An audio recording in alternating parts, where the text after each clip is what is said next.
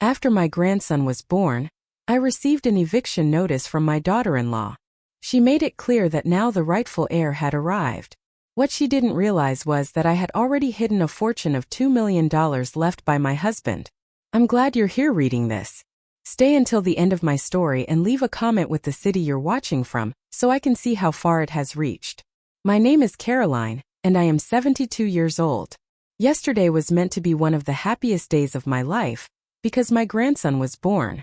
Today, however, I am holding an eviction notice given to me by my own daughter-in-law. The letter arrived in the morning and Freya Collins delivered it personally, wearing a smile that felt cold and unnatural. She knocked on my bedroom door, the same bedroom in the house I helped pay for, and entered with confidence, as if she already owned everything. In a voice that sounded overly sweet, she greeted me and mentioned that she had something to give me. I was still wearing my nightgown, having barely slept after spending the night thinking about my grandson, little Thomas Whitaker. His tiny fingers and that soft baby scent stayed in my mind.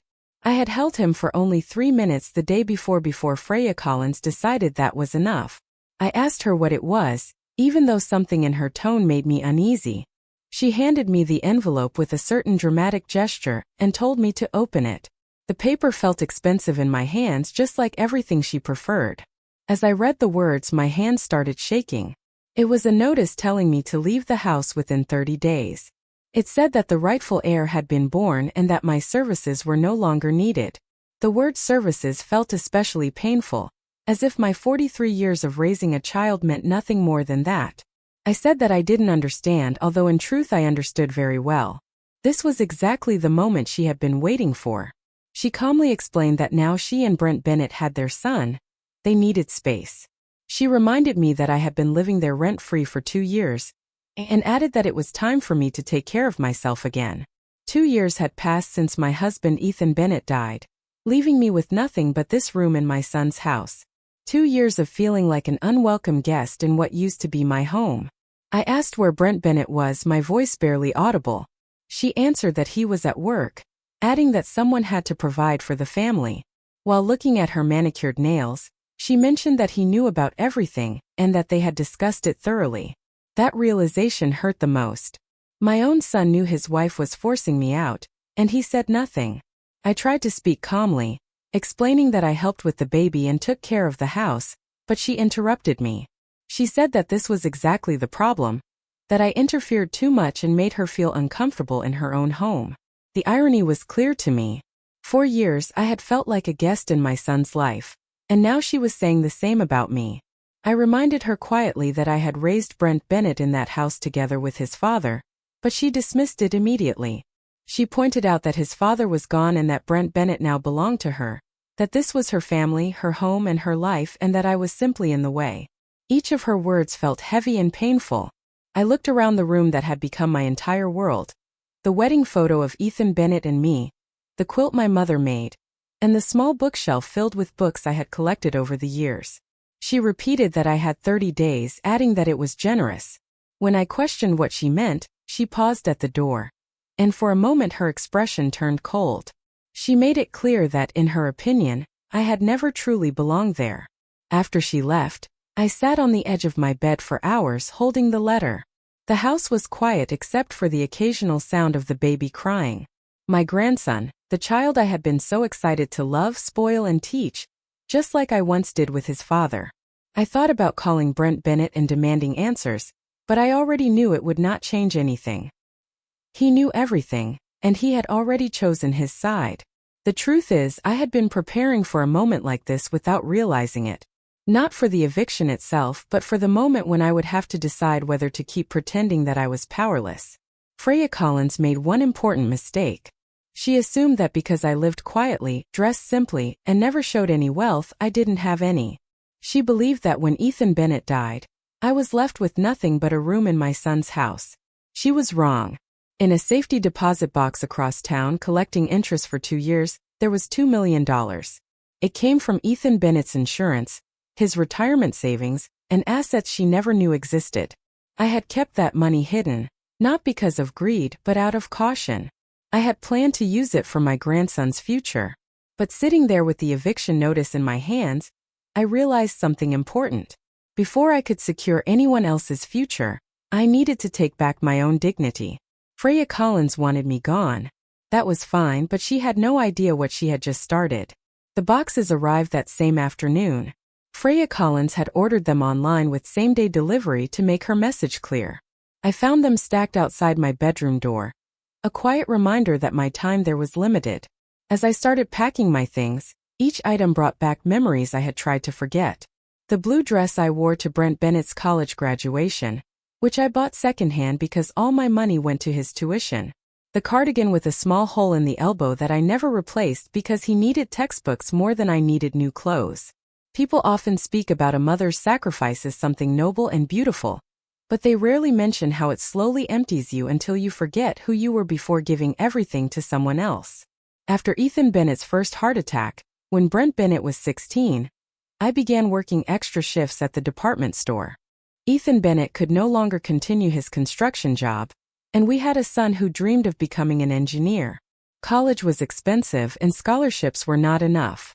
I still remember the morning when I sold my grandmother's pearl necklace. Brent Bennett needed a laptop for his final year, and we were already behind on the mortgage. I told Ethan Bennett that I had lost it because I couldn't bear to let him feel guilty. Some sacrifices are meant to stay invisible. When Brent Bennett got into State University, I was so proud that I cried for 3 days in a row, but the tuition bills almost broke us. I took a weekend job cleaning offices, leaving the house early in the morning and coming back after midnight. Ethan Bennett was getting sicker, yet he never complained about my absence because he understood what we were doing and why. I once heard him tell his brother that I was building our son's future, and that a mother simply does what she has to do.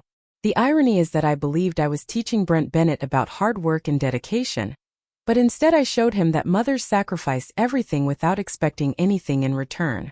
After Ethan Bennett died, I could have told Brent Bennett about the insurance money. $2 million would have changed both of our lives completely. But I looked at my son, overwhelmed with grief and trying to support his new wife, and I made a choice. I decided to live simply, help where I could, and save that money for real emergencies. Living in Brent Bennett's house was never meant to be permanent. It was supposed to be just a transition, a few months while I figured out what to do next. But Freya Collins had different plans. She moved into that house like she was taking control. Within weeks, she rearranged everything, threw away Ethan Bennett's belongings without asking, and made it clear that I was only there because she allowed it. The woman who had been sweet during their courtship disappeared as soon as she became his wife. She would ask me to take care of the laundry because she was tired, to cook dinner because Brent Bennett liked my food, or to stay in my room when she invited friends over. I slowly became the live-in help, invisible unless needed. Brent Bennett, wanting to please his wife, didn't seem to notice the way she spoke to me. The worst part wasn't the work or even the disrespect. It was watching my son become someone I barely recognized. The boy who once defended me now stayed silent while his wife treated me like hired help. Whenever I mentioned her behavior, he would explain it by saying she was just particular about her space and that it was normal. He called it their home, not the family home where he grew up and where Ethan Bennett and I built our life. In that version, I was just someone who didn't belong. The pregnancy made everything worse. Suddenly Freya Collins was treated like someone fragile, and I became the one responsible for everything: errands, groceries, doctor visits. When Brent Bennett couldn't leave work, I handled it all, believing this grandchild would bring us closer. Instead, it gave her more control. She kept saying the baby needed stability, and that too many people around would only interfere. She insisted that she and Brent Bennett needed to learn to be parents without someone hovering. Brent Bennett always agreed, too tired to question it. The night before Thomas Whitaker was born, I helped her pack her hospital bag. Even during contractions, she wanted everything done exactly her way. She made it clear that only immediate family would be present, and it turned out she meant only herself, Brent Bennett, and her mother. Her mother, who lived far away and had barely been involved, was included while I was not. I spent 14 hours in the hospital waiting room while my grandson was being born. 14 hours listening to updates from Brent Bennett, who even seemed surprised that I was still there. He suggested I didn't have to wait, but I couldn't leave. This was my grandchild, my family. When I finally held Thomas Whitaker, I felt something I hadn't felt in years: pure, simple joy. This tiny child was part of me, part of Ethan Bennett, part of everything we had built together. I should have known it wouldn't last. Now, as I packed my life into cardboard boxes, I began to understand her plan completely. The pregnancy had been her move, and the baby was her advantage. She waited until she had everything she needed: a house, a husband fully on her side, and a child. Then she removed the only obstacle left: me. The apartment I found was exactly what she would have expected. Small, outdated, in a neighborhood that had seen better days. The kind of place where a 72-year-old woman quietly disappears. I signed the lease using money from my regular account, the one that made me look like a widow living on a small income. The landlord, Mr. Chun, didn't ask many questions about why someone my age suddenly needed a place to live. He mentioned a fresh start and I gave a simple answer. Moving day felt empty. Brent Bennett came for about 30 minutes, helped carry 3 boxes, and then said he needed to get back to work. He avoided looking at me. He said it might be for the best, that I needed independence and that they needed space. Independence. At 72, after a lifetime of marriage and motherhood, that word felt bitter. I asked him when I would see Thomas Whitaker. He hesitated and said they would figure something out, maybe during holidays. Maybe holidays. My grandson would grow up knowing me as the grandmother who only appeared on holidays. The first month in that apartment was the loneliest of my life. I had gone from a house full of activity to complete silence. The walls were thin, and I could hear my neighbors living their lives while I sat alone, wondering how I had become so invisible. I called Brent Bennett a couple of times each week, keeping things simple. I asked about the baby, whether he was sleeping better or smiling yet, but even those short conversations felt distant, like he was just going through the motions. It was during one of those calls that I heard something that changed everything.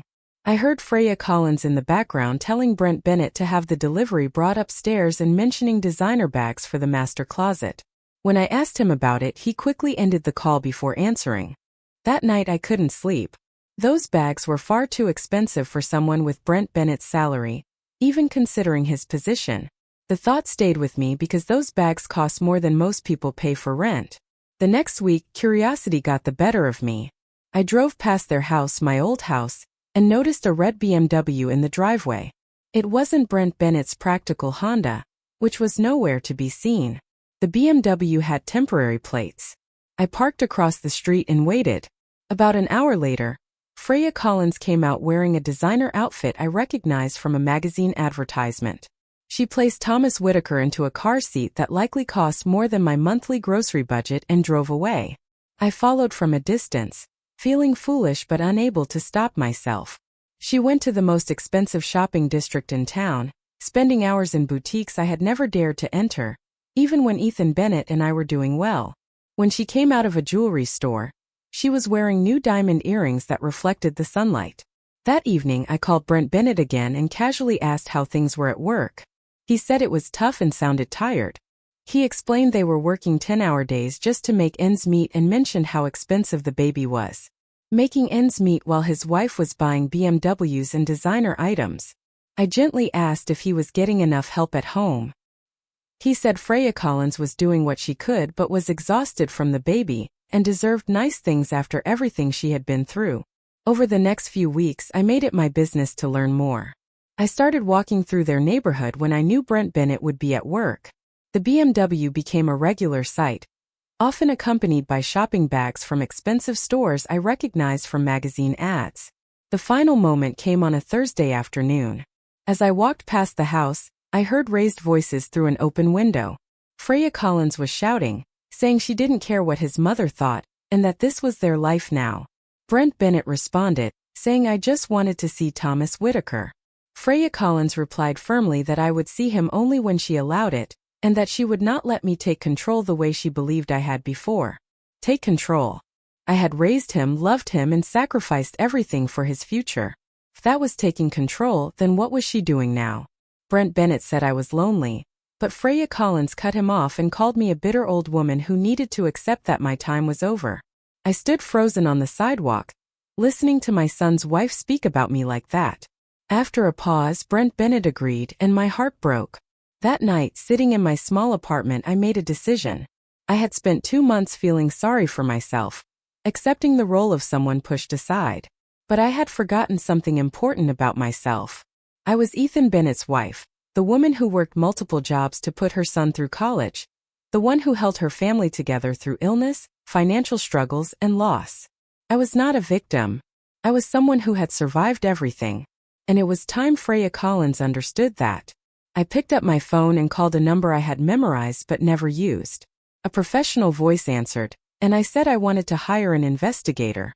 Adrian Caldwell looked exactly how I imagined. Tired eyes, a worn face, someone who had seen enough not to be surprised. His office was small and cluttered, but his calm manner made me feel more at ease. When he asked what I needed, I told him I wanted my daughter-in-law investigated. He didn't react much and simply asked why. I explained that she was spending money that didn't match what I knew about their finances. He took out a notepad and told me to explain everything. So I told him about Brent Bennett's salary, the BMW, the shopping, and the designer clothes. I told him how I had been forced out and cut off from my grandson. When I finished, he paused and asked if this was about revenge or about protecting my son. The question surprised me. I said I wanted to protect Brent Bennett, but I also needed to understand what was happening. He explained that when money appears suddenly, it usually comes from family, illegal activity, or another person. Another person. The idea stayed in the air. He explained it could mean someone else supporting her. As soon as he said it, things started to make sense. Her confidence, her behavior, her certainty. I asked how long it would take. He said it could be a week or a month depending on what he found. His fee was $1,500. I wrote the check from my private account, the one Freya Collins didn't know about, and told him I wanted to know everything. Before I left, he warned me that the truth might hurt and asked if I was ready. I thought about the last 2 months, the loneliness, the humiliation, and the realization that my son had chosen his wife over me. I told him I had already been hurt and now I wanted the truth. The waiting was difficult. For 2 weeks I heard nothing. I continued my routine, but my thoughts stayed on the investigation. Then he called and said we needed to meet and that I should be prepared. When I returned to his office, it felt smaller than before. There was a thick folder on his desk, and his expression was serious. He didn't waste time and began speaking directly. "Your daughter-in-law is having an affair." The words hit me like a physical blow, even though part of me had already suspected it. I asked who it was. Adrian told me it was Victor Romano. He owns 3 car dealerships in the area, is married, has 2 children, and is worth about $8 million. $8 million. No wonder Freya Collins could afford Chanel bags. I quietly asked how long it had been going on. Based on what he could document, at least 6 months and likely longer. He slid a photograph across the desk, explaining it had been taken the previous Tuesday at the Riverside Hotel. I stared at the image of Freya Collins in the arms of a man I didn't recognize. She was laughing, her head thrown back, looking completely happy. I hadn't seen her look like that once during her marriage to my son. Adrian continued, saying there was more. He explained that she had been telling people she planned to leave my son as soon as she could secure a large settlement, and that she was using the baby as leverage. My grandson, my innocent grandson, was being used as part of her plan. I asked what kind of settlement she wanted. He said she had been documenting everything my son owned, trying to determine his net worth. She believed he had hidden family money somewhere. The irony almost made me laugh. Freya Collins was searching for hidden money, never realizing that I, the one she had thrown out, was sitting on $2 million. He added that she had also been telling people my son was emotionally abusive, and that she was afraid to leave because he might try to take the baby. The accusation felt completely impossible. Brent Bennett had always been gentle and would never hurt anyone. Adrian said she was building a narrative. If she filed for divorce with those claims, she would gain sympathy, a larger settlement, and most likely full custody. Full custody. She would take Thomas Whitaker away from Brent Bennett completely, just as she had taken me out of his life. Adrian then said there was something else. She had already contacted a lawyer, and the divorce papers were prepared. She was simply waiting for the right moment. I sat there feeling like everything was closing in. My son was about to lose everything. His wife, his child, his home, and his savings, and he had no idea. But I did. I asked Adrian what he would do if it were his own son. He leaned back and said he would warn him, but also prepare for the possibility that he might not believe it. People in love often ignore the truth, even when it is right in front of them. I thought about Brent Bennett, working long days to support a wife who was planning to destroy him. Brent Bennett, who had chosen Freya Collins over me so completely that he had pushed his own mother out of his life. An idea began forming in my mind, though I hesitated. It was risky, maybe even cruel, but it might be the only way to protect my son. I suggested letting her reveal everything herself, giving her enough space to expose her actions. Adrian raised an eyebrow and asked what I had in mind. For the first time in months, I felt a familiar strength returning. I said I had a plan, but first I needed to withdraw money from my account. The plan was simple in its cruelty, which made it perfect for someone like Freya Collins. She thrived on weakness and took advantage of desperation. So I decided to give her exactly what she expected to see. First, I set the stage. I withdrew $5,000 from my hidden account and opened a new checking account at a different bank. One where it might look like I was struggling financially. I kept the balance low, just enough to seem believable. Then I called Brent Bennett. I told him I didn't want to bother him, but that I was having trouble with my rent and asked if he could help just this once. There was a long silence before he answered that things were tight because of the baby. I said I understood and suggested he ask Freya Collins if she knew anyone who might need cleaning help. I said I was willing to work. He said he would ask her. I knew he would, and I already knew what her answer would be. 3 days later the call came, not from Brent Bennett but from Freya Collins. She spoke with false sympathy, saying she might have something that could help me. I thanked her and said I was grateful. She explained that some of her friends needed household help but were very particular, so she would need to recommend me personally. She suggested meeting for coffee the next afternoon at Café Luna downtown to discuss everything. Café Luna was expensive and trendy, exactly the kind of place Freya Collins liked. I agreed and thanked her again, and I could hear the satisfaction in her voice. The next day I prepared carefully. I wore my oldest clothes, the same kind I used to clean houses 40 years ago. I styled my hair simply, wore no makeup, and practiced looking tired and defeated. When I arrived at Café Luna, Freya Collins was already there, sitting at a corner table with 2 women I didn't know. It was obvious she had already told them about me, because they all looked at me with the same mix of pity and superiority. She called out to me loudly, making sure others could hear. I walked over slowly, holding my worn purse tightly. The women introduced themselves as Linda Harper and Margaret, both dressed in expensive jewelry and looking at me with judgment. One of them mentioned that Freya Collins had told them about my situation. I answered quietly that things had been difficult since my husband passed away. They responded with polite but obvious superiority, saying it must be hard at my age to start over. Freya Collins ordered food for all of us without asking what I wanted, choosing an expensive salad, one she clearly expected me to pay for, testing whether I was really as broke as I seemed. Then she leaned forward and began explaining the job.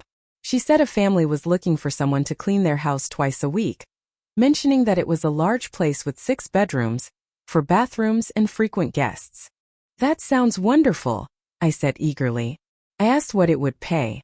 She answered that it was $15 an hour, watching my face for any disappointment, and added that it would be cash under the table. $15 an hour to clean a mansion, less than minimum wage. And she presented it as if it were a gift. I said I would take it immediately and asked when I could start. She replied that there was one small issue, her voice taking on that overly sweet tone she used when she was about to make things worse. They required a security deposit.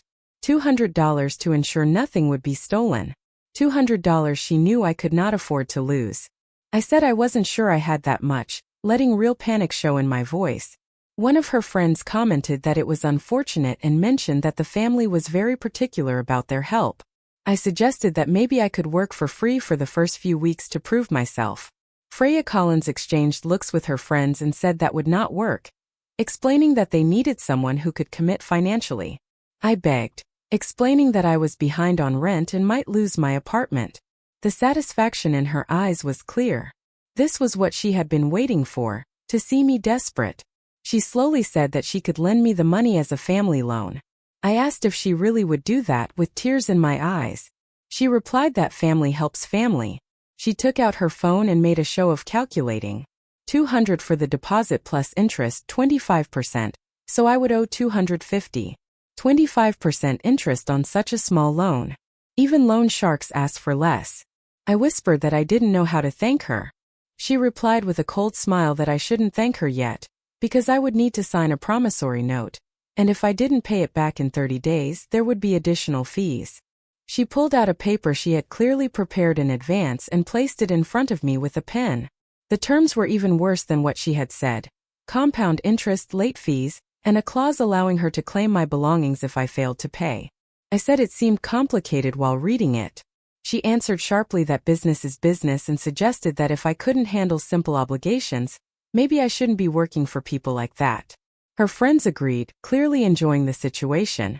I said I understood and signed the paper with a trembling hand, adding that I was grateful for the opportunity.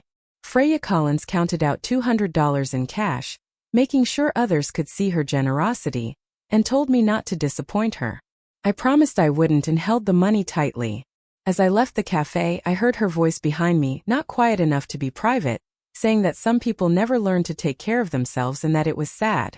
The laughter followed me out the door, sharp and cutting. But I wasn't crying as I walked to my car. I was smiling because in that cafe in front of witnesses, Freya Collins had shown exactly who she really was. The recorder hidden in my purse had captured every word, every laugh, every moment. Now I had everything I needed to show my son the truth about his wife. The call came on a Sunday morning, exactly 3 weeks after the cafe incident. Brent Bennett's voice sounded empty and defeated in a way I had never heard before. He said he needed to see me. I asked what was wrong, but he said it wasn't something to discuss over the phone and asked me to come over, mentioning that Freya Collins was away with the baby. 20 minutes later, I was sitting in the living room where I once belonged, watching my son pace back and forth. He looked exhausted, thinner, and older than his 32 years. He said she was leaving him and filing for divorce. I felt my heart break for him, even though I had expected it. He explained that she was accusing him of being emotionally abusive, controlling, and manipulative. He laughed bitterly and said she was taking Thomas Whitaker, and that he might only get supervised visits. I said that was impossible, that he was the gentlest person I knew, but he answered that his lawyer saw it differently. He sat down heavily and said she was also claiming he had hidden assets and had lied about their finances. She wanted half of everything along with alimony and child support. Hidden assets.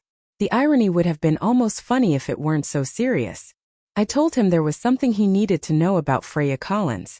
He looked up, hope appearing in his eyes, and asked what I meant. I told him she had been lying about many things. I explained everything: the investigation, Victor Romano, the planning, and the deception. I showed him the photos, played the recording from the cafe, and presented all the evidence. With each detail, his face became paler. When I finished, he sat silently for several minutes before asking how long I had known. I said it had only been a few weeks. He asked why I hadn't told him sooner.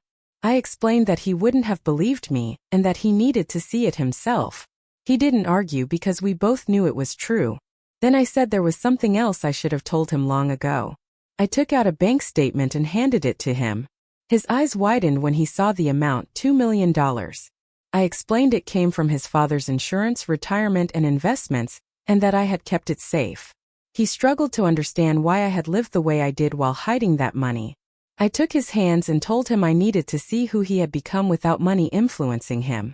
I needed to know if the son I raised was still there. He asked what I had discovered. I told him I saw a man who loved his family enough to sacrifice everything, even his relationship with his mother. Tears filled his eyes as he apologized. I told him I understood. Then he asked what he should do now, saying she would take Thomas Whitaker and destroy him in court. I smiled slightly, feeling my strength return, and told him that she wouldn't, because we were going to beat her at her own game. Over the next hour I explained the plan. We would let Freya Collins go forward with the divorce. Let her believe she was getting everything she wanted, while we quietly documented everything. Her affair, her lies, her manipulation. When the right moment came, we would present the truth in court, not as emotional accusations, but as carefully collected evidence. As for the money, Brent Bennett asked about it, and I explained that it would be placed in a trust fund for Thomas Whitaker. Freya Collins would have no access to it, but it would guarantee his future. Then he asked about me, about what would happen with my own future. I looked around the house where I had raised my son, the place where Ethan Bennett and I had built our life together. It felt different now, somehow lighter, as if something heavy had finally been lifted. I said that I was going to buy a house, a good one, with a guest room for my son and a nursery for my grandson, a place where family would truly be welcome. 3 months later, I stood in the kitchen of my new home, watching Brent Bennett push Thomas Whitaker in his stroller across the wide backyard. The divorce had been finalized 2 weeks earlier. When faced with the evidence of her affair and her plans, Freya Collins agreed to joint custody rather than risk losing everything in court. She kept the BMW and her designer clothes, but she lost the house, the stability, and the control she had worked so hard to build.